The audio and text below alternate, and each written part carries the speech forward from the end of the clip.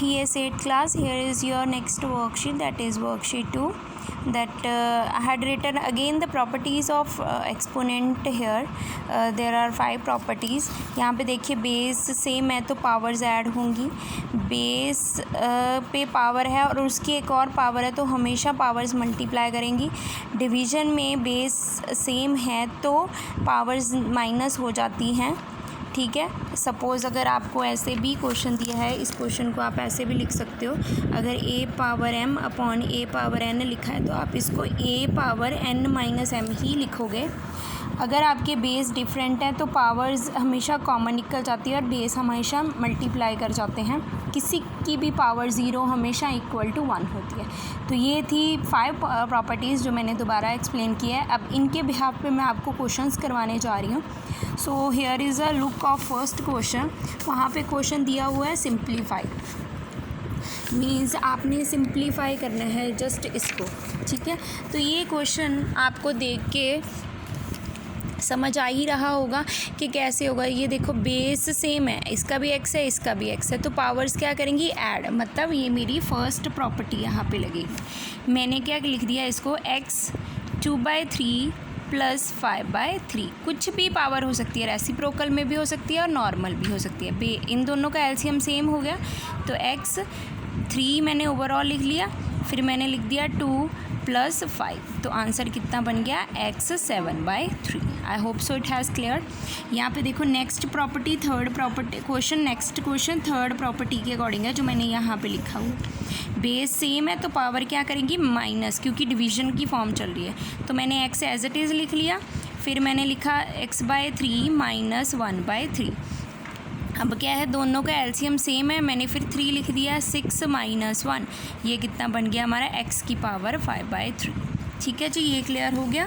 अब इसके बाद एक मैं क्वेश्चन आपको करवा देती हूँ सेकंड प्रॉपर्टी के अकॉर्डिंग. जैसे सपोज़ क्वेश्चन नंबर 3 है मेरा.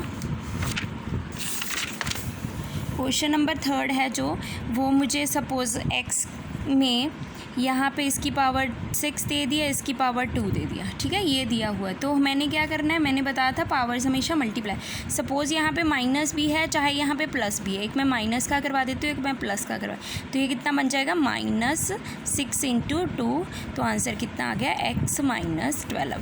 अगर यही क्वेश्चन और डाल के कर रही हूँ, अगर यही क्वेश्चन पॉजिटिव में होता है, x की पावर 6 होती है और उसकी पावर 2 होती, तो हमने क्या करना था 6 × 2. जो भी पावर दी है जैसे भी दी है उसको मल्टीप्लाई करो, जो भी सिंबल है उसके साथ वो उसको साथ लिखो. ये हो गया आपका third with the similar of second property. अब मैं आपको फोर्थ पार्ट क्वेश्चन करवा देती हूँ. दैट पावर इसकी मैंने इसकी पावर 3 लिख ली एंड इसकी पावर मैं लिख देती हूँ 4. इसकी भी पावर 3. देखो मैंने बेस डिफरेंट कर दिए तो ये क्या हो जाएगा आपका, मैंने x/y एज इट इज़ लिख दिया एंड पावर 3 लिख दी. मैंने क्या बोला था, जब बेस सेम है तो वो मल्टीप्लाई कर देंगे. यहाँ पे ज़रूरी नहीं है यहाँ पे x ही हो y ही हो, यहाँ पे x हो यहाँ पे x, यहाँ पे कोई नंबर भी हो सकते हैं. अब मैं आपको एक क्वेश्चन करवा देती हूँ. जैसे इसके साथ मैं एक नंबर ऐड कर देती हूँ और डाल के, जैसे इसकी पावर मैं 3 लिख देती हूँ, इसकी पावर भी मैं 3 लिख देती हूँ. लग गया समझ. एक और क्वेश्चन मैं करवा रही हूँ. x की जब मैंने ये फॉर्म लिख दिया, अब क्या करेंगे हम 3 × 2 पावर कॉमन आ गई तो मैंने 3 लिख दिया. आंसर कितना आ गया 6 की power 3. I hope so it has clear. अब इनको भी एक मैं एग्जांपल के साथ कन्वर्ट कर देती हूँ. जैसे यहाँ पे मैं लिख देती हूँ 2 की पावर 3/2 इंटू 3 की पावर 5/3. तो ये कितना बन गया. अब बेस सेम करने हैं, सॉरी यहाँ पे भी 2 की पावर 5/3 ही आएगा. तो 2 की पावर 2/3 प्लस 5/3. तो ये कितना बन गया 2 की पावर 3 2 प्लस 5. तो आंसर कितना आ गया 2 की पावर 7/3. देख लो वो आ गया ना. बेस सेम है फॉर्म वही थी, मैंने क्वेश्चन थोड़ा मॉडिफाई कर दिया. मतलब ज़रूरी नहीं है आपको हमेशा x ही आए, कोई भी नंबर आ सकता है. अपने फॉर्मूला दिमाग में रखना कि बेस सेम है तो पावर ऐड होनी है, बेस डिफरेंट है तो बेस मल्टीप्लाई करेंगे और पावर कॉमन रह जाएगी. ठीक है. अब अगर आपको क्वेश्चन आता है x की पावर 100 एंड उसकी पावर 0 है तो क्या करेंगे, इसमें 2 फॉर्म लगे. पहले 100 को 0 से मल्टीप्लाई करो तो कितना बन गया x की पावर 0. आंसर कितना आ जाएगा 1. ठीक है. तो I hope so it has clear. It is your first question of your worksheet 1. तो come to the next part. तो इसमें क्या करते हैं, अगर आपको कोई भी प्रॉब्लम आती है तो यू मे आस्क। जैसे अभी एक क्वेश्चन मैं आपको और करवा देती हूँ। जैसे सपोज़ एक क्वेश्चन है, जैसे यहाँ पे 3x की पावर 5/6 इंटू उसके बाद यहाँ पे 4 लिख लो, x की पावर 1/6। ये क्वेश्चन आ गया, ठीक है। इसमें हमें क्या समझ आ रही है कि एक तो पहले ये दिए हुई हैं टर्म, फिर x की बेस दी है, पावर दी हुई है, ठीक है। पहले तो मैं 3 और 4 को कर लेती हूँ साइड पे, क्योंकि मल्टीप्लाई में मैं जैसे मर्जी कर लूँ। इसको इन दोनों को साइड पे कर लिया, क्योंकि इनकी कौन सा कोई पावर थी। उसके बाद मैंने x की बेस को ऐड कर दिया। ये कितना बन गया 12।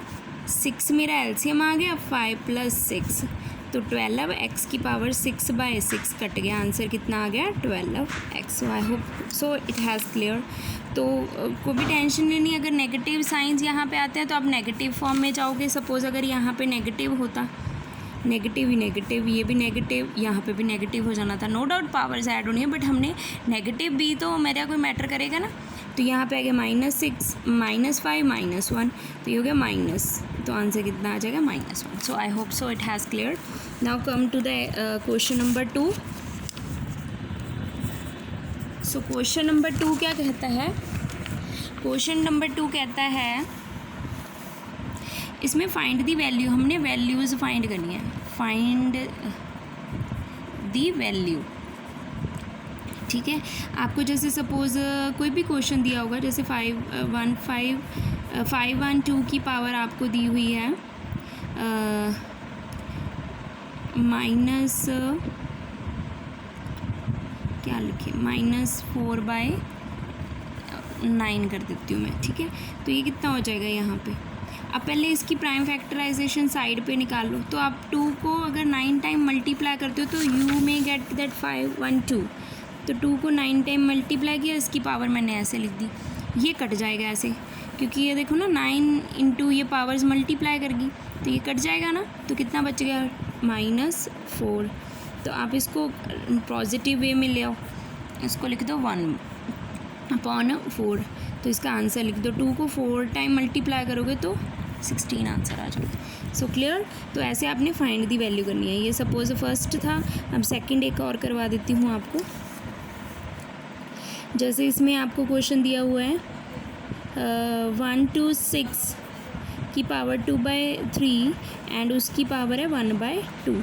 तो इसमें आप क्या करोगे, इसमें आप क्या करोगे, इसकी प्राइम फैक्टराइजेशन निकालो। 6 को 3 टाइम मल्टीप्लाई करने पे हमें 216 मिलता है, ठीक है बच्चे।